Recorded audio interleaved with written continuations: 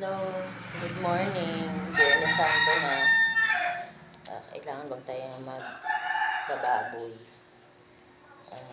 Ang ating ulam ngayon ay pusit. Sa dalawa lang naman kasi kami, wala si Alex. Pumupunta lang si Alex dito pagkukuha ng damit. Bakasyonista ang peg. Nasa kabilang bahay.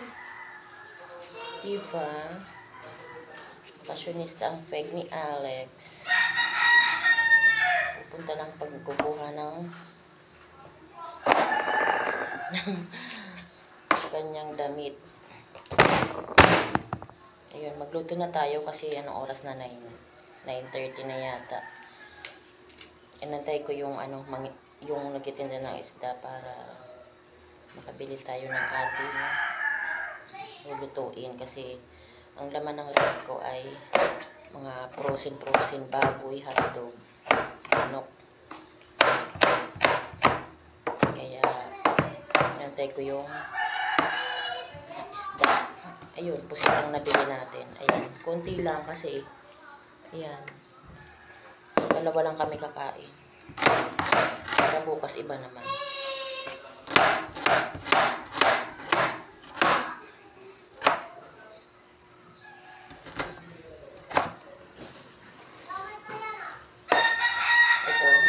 Ito yung mga na-harvest ko to sa sa rooftop.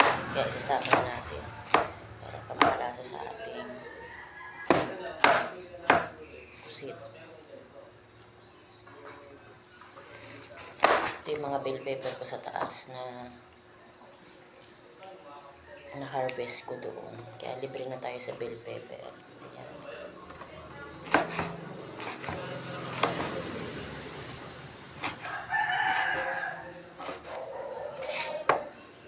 Okay.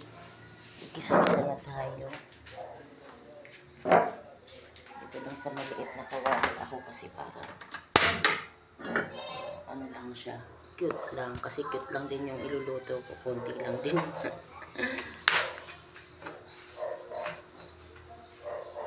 Thank you pala sa mga nag-subscribe sa akin, sa mga bagong subscriber. Thank you so much, guys. Pasensya na mauwi man kayo sa panonood. Supportahan nyo na lang yung single mom na katulad ko. Ito lang yung content, luto-luto kasi yun naman ang realidad ng buhay ko. Ayun, maraming salamat sa inyo. Thank you, guys. Gisa na tayo. Gisa na natin yung bawang sibuyas at yung ating pusit.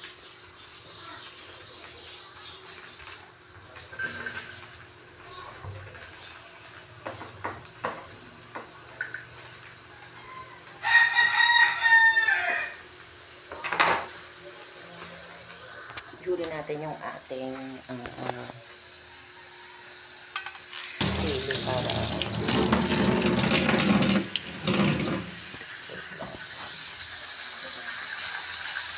sibuyas, bawang,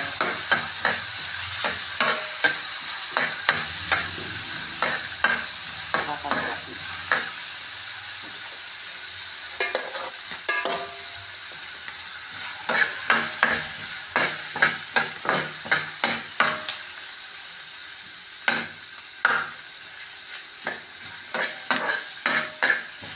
Nag-brown na siya, ilalagyan natin yung ating pusit. Kasi para natin yung pusit.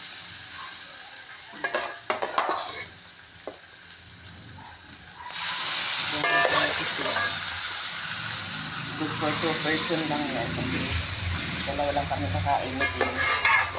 Kaya yan lang para iba naman yung ulam bukas.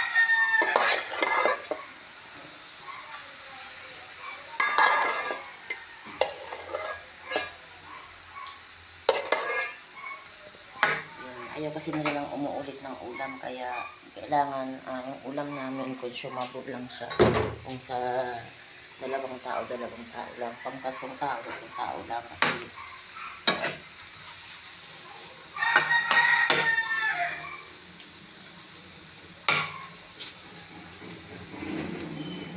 hindi na sila masyadong isa lang sila sa ulam. Kailangan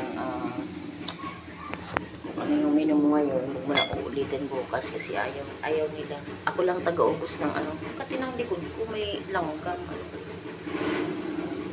Wala pa namang taga-kamot dito.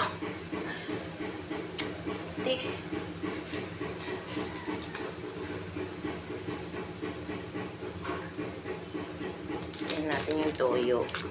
Tapos suka.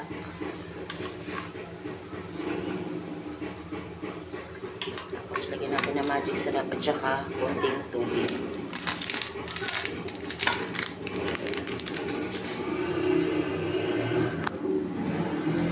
Kita lang yung ano, mukha ko. Niluluto, hindi na nakikita. Ayan.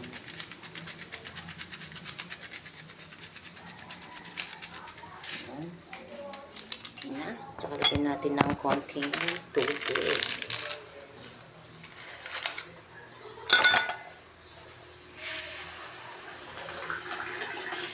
Kahapon, hindi ko maintindihan patulang tubig ang kapwa. Hindi ko na naman malaman bakit hanggang gabi walang tubig. Kaya ayun, kahapon,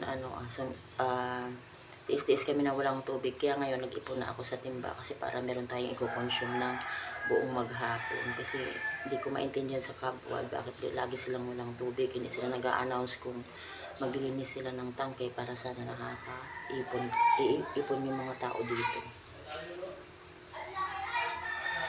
Tapos ilagay natin ng konting asukal, parang wala lang ng ng lasa-lasa na yung suka.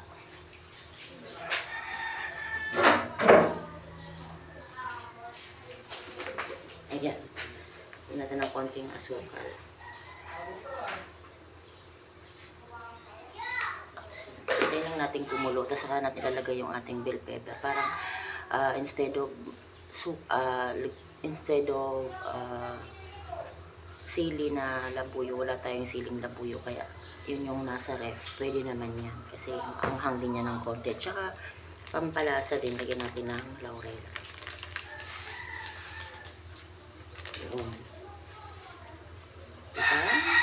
Biyernes Santo bawal ang baboy, kaya mag seafood muna tayo, mag-seafoods muna mga kabebilab. Kaya ayun, may baboy ako pero ayokong lutuin kasi nga wala lang, parang susunod lang tayo sa pamahiin na matatanda na pagka Biyernes Santo bawal ang baboy. Saka na tayo magbaboy sa linggo. Ano na yun, pagkabuhay na yun. Hindi ko masyadong kabisado ang pagkabuhay na ba yun? Nagkapaghahalata na hindi tayo masyadong religyosa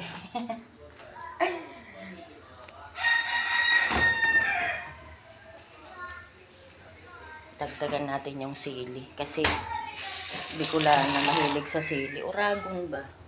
Kahapon ang dami rin sili ng yung paksiw ko. Kasi katwiran ko kaysa naman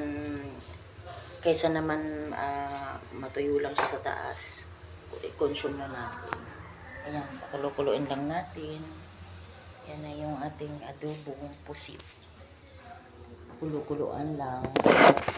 Isugasan natin yung bakit ang daming langgam? Nilalanggam ako. Ayan. Matamis ba ako? Wala na nga akong tamis. Ako na nga nararanasan yung mga tamis-tamis na bakit kailangan langgamin tayo. Kainis ha. Kanina pa. Dami sa likod ko. Wala pa namang magkamot. Diba? Yun na may miski mga kapatid ko, nasa QC sila. Yung kapatid kong nakakaangat-angat sa buhay ay nasa Zambales. Vacation daw ang mga anak at asawa kasi yung asawa na ay businessman. Pati mga anak nun ay same businessman din. Kaya yun yung parang rest day nila, nasa Zambales sila. Family bonding kasama yung apo niya na nag-birthday, si Clark. Yeah, ayun, enjoy yun sila doon. Alam mo naman yun sila, pagka nasa ibang bansa yun nagtutur din yung mga yun, travel.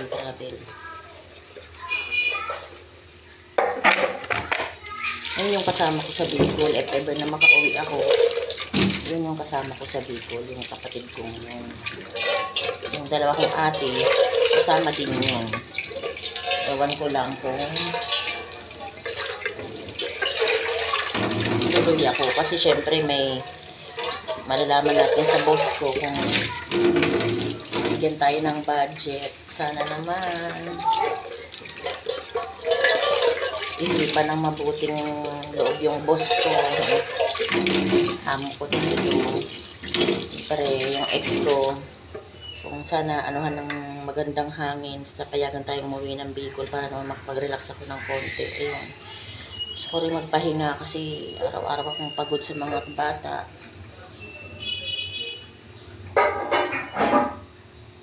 Kaya sana payagan tayo, diba mga kabibulak? Magandang araw. Anong menu ninyo mga kamami? Comment down nyo na lang kung ano yung menu nyo for today. Kasi ako, paksiw na, ay, adobong squid, pusit.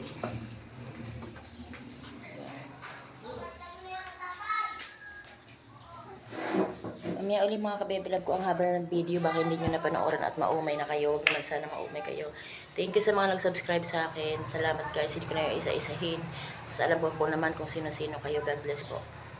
Salamat.